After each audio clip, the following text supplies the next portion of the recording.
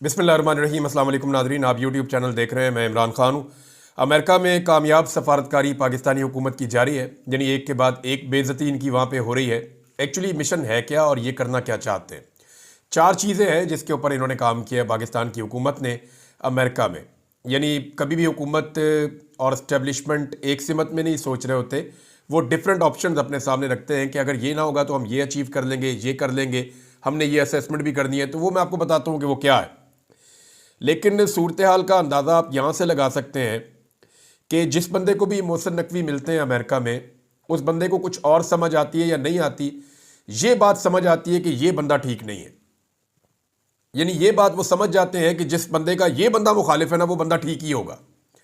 यानी अगर आप ये देखें कि इमरान खान की बुराइयां करने के लिए गया ना, मोहसिन नकवी ने ही तो एस्टेब्लिशमेंट का सारा खेल खेला है। कोई भी सियासतदान इस लेवल तक कभी नहीं गिर सकता था।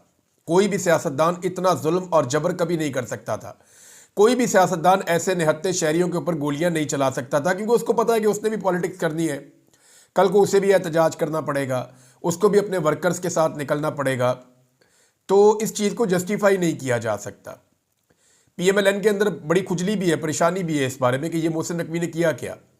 यानी वज़ीर आला पंजाब के तौर पे जो जुल्म और बर्बरियत मोहसिन नकवी ने पंजाब में की, रिकॉर्ड छापे, रिकॉर्ड गिरफ्तारियां, खवातीन की गिरफ्तारियां, सड़कों पे घसीटना, अगवा बराए तबान, अगवा बराए बयान और उसके अलावा जबरी गुमशुदगियाँ, ये सारा कुछ मोहसिन नकवी के खाते में जाता है। जो पुलिस को इस्तेमाल किया, इदारों को इस्तेमाल किया मोहसिन नकवी ने पंजाब में। और उसके बाद अब जब इसको वज़ीर दाखिला बनाया गया तो फिर इसने वहाँ पर भी जुल्म और सितम के रिकॉर्ड बना दिए हैं। इतना खूनी वज़ीर दाखिला पाकिस्तानियों के नुक्ता नज़र से इससे पहले हमने कभी नहीं देखा। अब ये बंदा अमेरिका में गया, ये जिस जिसको मिलता है वो उसके बाद इमरान खान की रिहाई का मुतालबा कर देता है। ये इमरान खान की वहाँ पे तारीफें तो नहीं करता होगा ना, वहाँ ये कहता होगा कि इमरान खान से अपने आप को दूर कर लें, वो अच्छा आदमी नहीं है, उसके साथ पॉलिसी ठीक नहीं चलेगी, उसके साथ ये प्रॉब्लम है, वो प्रॉब्लम है, पाकिस्तान के इंटरनल बहुत सारी चीज़ें वहाँ पर ये रखता होगा। यही है ना, लॉबिंग तो इसी चीज़ के ऊपर होती है। जो बाकी लॉबिस्ट हायर किए वो भी यही काम कर रहे हैं, और जो वहाँ पे पाकिस्तान की एम्बेसी दिन रात ओवरसीज़ पाकिस्तानियों से रब्ता करती है वो भी यही चीज़ें करना चाहते हैं। लेकिन इम्पैक्ट उल्टा हो रहा है। उसके कुछ रीजन है। नंबर एक तो ये है कि मोहसिन नकवी को बहुत ओवर रेट किया पाकिस्तान की इंटेलिजेंस इदारों ने नहीं कहा जा सकता, उसमें बैठी हुई शख्सियात ने। यानी एस्टेब्लिशमेंट को ये लगा कि मोहसिन नकवी उनका सबसे कारामद मोहरा है, बहुत लाइक आदमी है, बड़ा काम करके दिखाएगा। गो के इनके ताल्लुकात अमेरिका में पिछली जो ट्रंप एडमिनिस्ट्रेशन थी, उनकी जो डीप स्टेट है उसके साथ अच्छे ताल्लुकात थे इनके। लेकिन अब जो नई हुकूमत आ रही है उसके अंदर इनके ताल्लुकात नहीं है। तो इसी मिशन पे ये वहाँ पे गए हुए हैं। लेकिन दो तीन चीज़ें बड़ी क्लियर हो गई। एक ये क्लियर हो गया कि नालायकी में और काबिलियत ना होने में ये नंबर वन है। यानी ना इनके पास से कोई काबिलियत है और मुकम्मल तौर पे ये नालायक है। पाकिस्तान के अंदर असेसमेंट ही गलत की गई थी इनके बारे में, वज़ीर दाखिला भी इसको बना दिया वज़ीर। देखिए, यहाँ लोगों को मारना बहुत आसान है। बंदूक आपके पास है, डंडे आपके पास हैं, जेलें आपके पास हैं, जो बाइडन का हाथ आपके सर के ऊपर है, तो जो मर्जी आप करें। तो पाकिस्तान में तो आपने जुल्म और सितम का बाजार गर्म कर दिया। लेकिन जहां पे जो ओहदे आपको मिले हैं उससे आपकी काबिलियत का पता नहीं चलता। पहली दफ़ा काम करना पड़ा और टक्कर के लोगों से सामना हुआ, तो वहां गए जब अमेरिका में, तो पता चला कि जिसको ये मिलकर कायल करने की कोशिश करते हैं वो पूरी तरह से कायल हो जाता है कि ये बंदा ठीक नहीं है, जिसके ये खिलाफ है ना वो बंदा ठीक है। तो वो इमरान खान के हक में ट्वीट कर देते हैं। पहले एक जो विल्सन है उसने पहले एक ट्वीट किया था, मोहसिन नकवी से मुलाकात की, इन्होंने बड़ा रोला डाल के वो उसकी कंपेन चलाई, उन्होंने ट्वीट कर दिया फ्री इमरान खान। अब इन्होंने रिप्रेजेंटेटिव हैं, एक और हाउस ऑफ रिप्रेजेंटेटिव हैं, इनका नाम है जी जैक बर्गमैन। इनसे जनाब इन्होंने मुलाकात की। मुलाकात करने के बाद इन्होंने भी फिर ट्वीट कर दिया। इन्होंने कहा the facts are straightforward and it's no time to mince words. Free Imran Khan. वो कहते हैं जी कोई लफ्ज़ों को चबाने का या लफ्ज़ों को इधर उधर करने का या कोई इससे खेलने का टाइम नहीं है। ये जो हकायक है उनको सीधा रखना चाहिए, तो इमरान खान को रिहा किया जाए। अब ये इससे भी मुलाकात की थी। अब ट्रंप की टीम के जिस जिस बंदे से इस वक्त मुलाकात कर रहे हैं मोहसिन नकवी, हो ये रहा है कि बजाय इसके कि वो बंदे जो हैं वो मोहसिन नकवी के मौक़िफ़ की हमायत करें या वो मोहसिन नकवी के कहने के ऊपर थोड़ा सा अपने आप को पीछे हटाएं, वो ऑटोमेटिकली इमरान खान के साथ जुड़ जाते हैं। यानी जो सिलसिला रुका हुआ था डोनाल्ड ट्रंप की टीम की जानिब से इमरान खान के बारे में, वो सिलसिला दोबारा शुरू हो गया है। अब इनको एक बात समझनी पड़ेगी, इनको ये बात समझनी पड़ेगी कि ये नवाज शरीफ या जरदारी या कोई और फौजी डिक्टेटर नहीं है जिसको कोई दुनिया में जानता पहचानता नहीं है। उन्हें तारुफ की ज़रूरत हो सकती है दुनिया में। इमरान खान को तारुफ की ज़रूरत नहीं है। इमरान खान को ये सारे लोग बहुत अच्छी तरह जानते हैं। इन्हें मालूम है कि इमरान खान के साथ क्या ज़्यादती हो रही है, और ओवरसीज़ पाकिस्तानियों ने इसके बारे में ठीक ठाक पहले से वहाँ पे माहौल बनाया हुआ है, और ओवरसीज़ पाकिस्तानियों ने बड़ी मेहनत की हुई है। जो 4 ऑप्शन हैं जिनके ऊपर हुकूमत और एस्टेब्लिशमेंट इस वक्त गौर कर रही है, मैं हुकूमत की बात ख़ास तौर पे नहीं करता। हुकूमत के लिए तो एक ही ऑप्शन है कि कुछ भी करके अमरीकी नई इंतज़ामिया को मनाया जाए कि वो इमरान खान के मामले में या इंसानी हकूक़ के मामले में किसी किस्म की मुदाखलत ना करें, और जैसे जो बाइडन ने हमारे सर पर हाथ रखा हुआ था वैसे ही हमारे सर के ऊपर हाथ रख दें ट्रंप की इंतज़ामिया भी। हुकूमत तो यही चाहती है, लेकिन एस्टेब्लिशमेंट जो है वो अपने पत्ते अपने पास रखती है, और थोड़ा सा वो ब्रॉडर उसके अंदर पिक्चर के अंदर रहते हैं। अब एस्टेब्लिशमेंट के और हुकूमत के अंदाजे अलग अलग हैं, लेकिन जो 4 चीज़ें हैं जिस मिशन के ऊपर मोहसिन नकवी गए हैं, देखिए अगर हुकूमत का ही मामला होता सारा का सारा तो फिर इसहाक डार जाते ना, इसहाक डार नहीं गए, तो ये मामला एस्टेब्लिशमेंट का है, तो इसीलिए वहाँ पे मोहसिन नकवी आपको दिखाई दे रहे हैं। तो 4 ऐसी चीज़ें जिन पे काम हो रहा है। नंबर 1 तो ये है कि वक्त हासिल किया जाए। आखिरी ऑप्शन ये हो सकता है कि जी अमेरिका को कहा जाए ठीक है जी हम मामला ठीक कर लेते हैं, लेकिन हमें थोड़ा वक्त दिया जाए, हमें स्मूथ ट्रांजैक्शन करने दी जाए। इमरान खान साहब जो हैं उनके साथ भी जुल्म और सितम बंद हो जाएगा, इंसानी हकूक़ की पामालियाँ भी बंद कर दी जाएंगी, जबरी गुमशुदगियाँ भी हम रोक देंगे, पाकिस्तान को एक नए इलेक्शन की तरफ भी ले जाएंगे।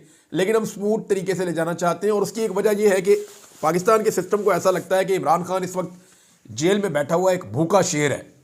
अगर इस तरह वो जीत कर बाहर आ गया और सबको शिकस्त देकर वो बाहर आ गया, तो वो भूखा शेर बाकी सारे सियासी मुखालिफिन को, इवन उनके सहूलतकारों को भी खा जाएगा। तो ये उनको डर है कि पिंजरे में जो शेर इस वक्त बंद है वो भूखा है, और अगर वो बाहर आ गया तो वो अपने मुखालिफिन को खा जाएगा। लिहाजा मुखालिफिन चाहते हैं कि पहले शेर का पेट भरा जाए, आहिस्ता आहिस्ता माहौल ठीक किया जाए, शेर को कुछ हद तक टेम किया जाए, बाहर भी ऐसा माहौल बनाया जाए कि अपने लिए थोड़े थोड़े किले बना लें ताकि उनमें हम महफूज रहें। कोई दरख्त पे चढ़ जाए, कोई घर में घुस जाए, कोई इधर हो जाए, अपनी हिफाजत की बंदोबस्त करने के बाद फिर उस शेर को रिहाई दी जाए। यानी एक तरफ तो यह है कि जी वक्त हासिल किया जाए किसी तरह। दूसरा मामला यह है कि इमरान खान के खिलाफ लॉबिंग भी करने की कोशिश की जा रही है कि जितनी मैक्सिमम हो सके इमरान खान के खिलाफ लॉबिंग की जाए कि जनाब वो आपको फ़ायदा नहीं देगा, हम आपको फ़ायदा देंगे। तीसरा यह है कि ट्रंप की जो आने वाली इंतज़ामिया है उसके साथ कोई ऐसी डील बना ली जाए जिसके नतीजे में जो वो मांगे वो उनको दे दिया जाए, और उन्हें कहा जाए कि हमारे अंदरूनी मामले में अभी आप हमें ना छेड़ें, जैसे हमारा दिल करता है वैसे आप हमें चलने दें। और चौथी जो चीज़ है वो बहुत इंपॉर्टेंट है, और ये खालिसतन एस्टेब्लिशमेंट के लिए मोहसिन नकवी ने वापस आके 1-2 बंदों को ब्रीफिंग देनी है, और जो ब्रीफिंग उसने देनी है उसमें उसने बताना है, मोहसिन नकवी ने आके कि जनाब अमेरिका में काम इतना गर्म है और हमारे कंट्रोल में आ सकता है या नहीं आ सकता, और इसके नताइज क्या हो सकते हैं, जिसकी बुनियाद के ऊपर एस्टेब्लिशमेंट ने फौरी तौर पर फैसला करना है कि हुन की करिए। यानी ये दौरा बिला वजह नहीं है, ये वहाँ से असेसमेंट भी आएगी पाकिस्तान में, और एस्टेब्लिशमेंट के 1-2 जो बड़े सियाणे हैं उनको मोहसिन नकवी ये असेसमेंट देगा, उनको बताएगा कि जनाब काम खराब हो गया, या मामला इतना कंट्रोल हो सकता है या इन बुनियादों पे कंट्रोल हो सकता है, अदरवाइज फिर अगर सरेंडर करना है तो कितनी जल्दी करना है, आपके पास कितना टाइम बाकी है, तो ये असेसमेंट भी मिलेगी। पैगामात का जवाब नहीं आया जो शहबाज शरीफ ने दिए हैं, क्योंकि ये सारे अपने आप को हौसला देना चाहते हैं और एक दूसरे को भी हौसला देना चाहते हैं। तो शहबाज शरीफ ने जो ट्वीट किया उसका जवाब नहीं आया, पहले पैगामात जो चलाए गए उसका जवाब नहीं आया। नवाज शरीफ ने जाके ट्रंप की टीम से मिलने की कोशिश की कि ट्रंप से मेरी मुलाकात हो जाए, वो नहीं हो सकी। ये सारा कुछ इन्होंने करके देख लिया लेकिन कुछ नहीं हुआ। अब बिलाखिर शहबाज शरीफ ने बतौर वज़ीर आज़म दफ्तर खारजा ने यह बताया है कि एक ख़त लिख डाला है डोनाल्ड ट्रंप को। अब ख़त का नॉर्मली जवाब आ जाता है, यानी वो ऐसे होता है कि जो डोनाल्ड ट्रंप का अमला है वो शुक्रिया का ख़त वापस लिख देगा, या कोई उनका जवाब किसी तरह से कोई मेल आ जाएगी, कोई जवाबी ख़त आ जाएगा। तो जवाबी ख़त इनको चाहिए ताकि ये उसको सोशल मीडिया पर वायरल कर सकें, बता सकें कि जनाब ट्रंप ने वज़ीर आज़म शहबाज शरीफ साहब को ख़त लिखा और शहबाज शरीफ के ख़त का जवाब दिया, नेक तमन्नाओं का इजहार किया पाकिस्तान के अवाम के साथ ये और वो। अब इनको ये आइडिया नहीं है कि ट्रंप कोई भी जवाब दे सकता है। बहुत मुमकिन है कि ट्रंप की टीम का जवाब ऐसा आए जिस जवाब को ये छुपा कर बैठ जाएं और ये कोशिश करें कि वो जवाब कभी सामने ही ना आए, ये भी मुमकिन है। बहरहाल बड़ी ख्वारी हो गई मोहसिन नकवी की अमेरिका में, जो चीज़ वो हासिल करना चाहते थे वो नहीं हो रही। और ट्रंप इस दफ़ा थोड़ा डिफरेंट है। ट्रंप जब पिछली दफ़ा सदर बना था अमेरिका का तो बहुत सारी चीज़ों का उसको आइडिया नहीं था, ये उसकी फैमिली भी कह रही है। अब ट्रंप को बहुत सारी चीज़ों का आइडिया है। सिर्फ अब सऊदी अरब को लें, जो ट्रंप के सबसे करीब समझे जाते हैं, मोहम्मद बिन सलमान।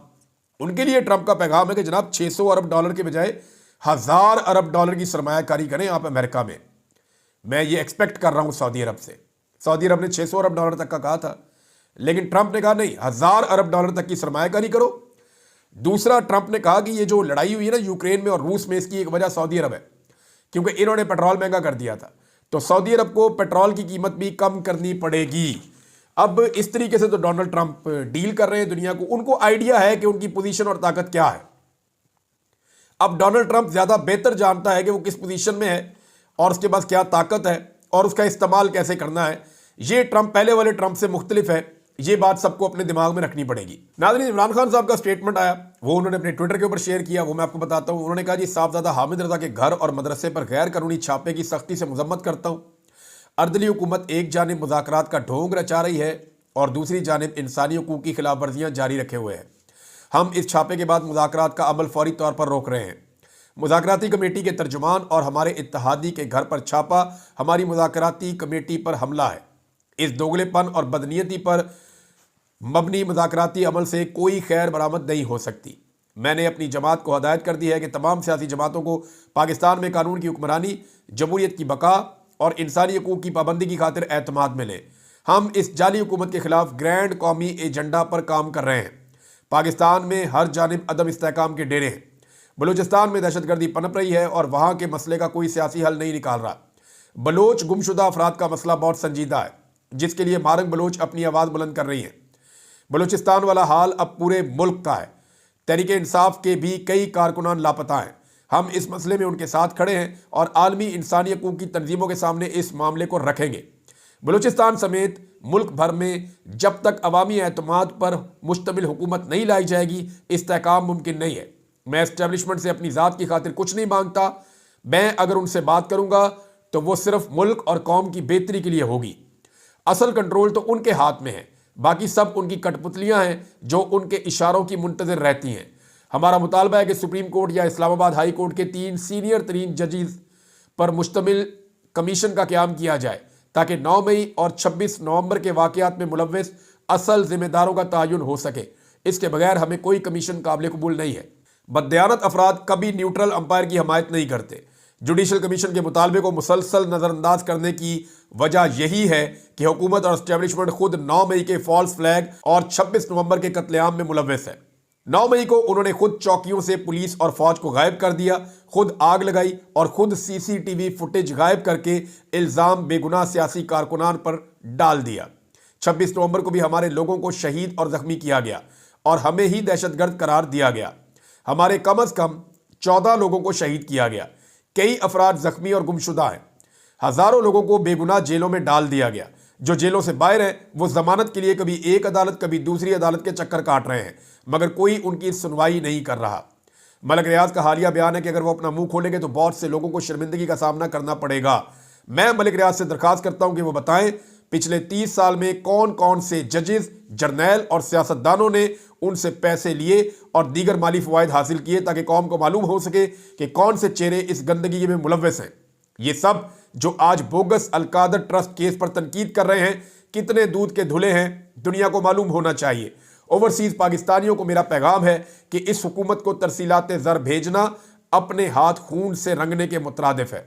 ये हुकूमत अपने ही शहरियों के कत्लेआम में मुलव्वस है, लिहाजा इनको तरसीलात ज़र भेजने का सख्ती से बाइकआउट करें।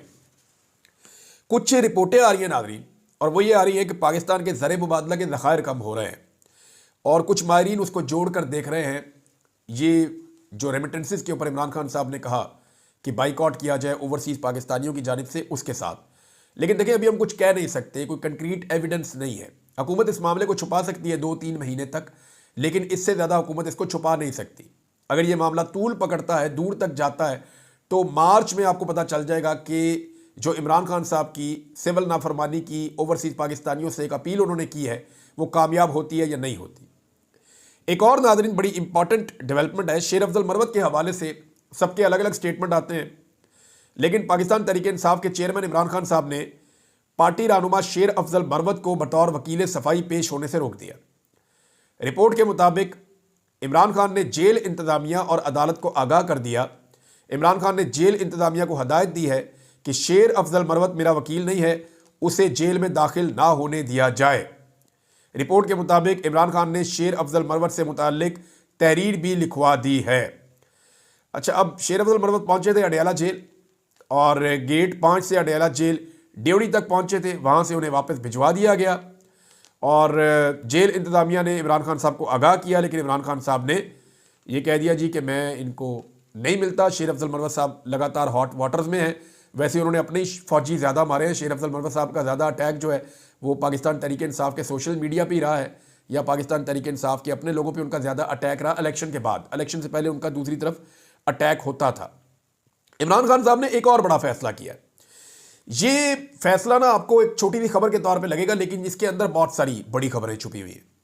शेख वकास अकरम की जगह पे जुनेद अकबर साहब को इमरान खान साहब ने पब्लिक अकाउंट्स कमेटी का चेयरमैन नामजद कर दिया है पाकिस्तान तहरीक इंसाफ की जानिब से।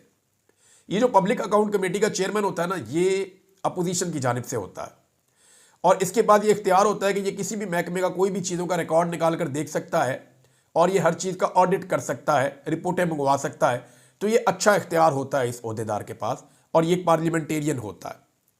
पहले इमरान खान साहब ने थोड़े दिन पहले ये कहा था कि मेरा पहला उम्मीदवार शेख वकास अकरम है, मेरा दूसरा नाम भी शेख वकास अकरम है, मेरा तीसरा नाम भी शेख वकास अकरम है।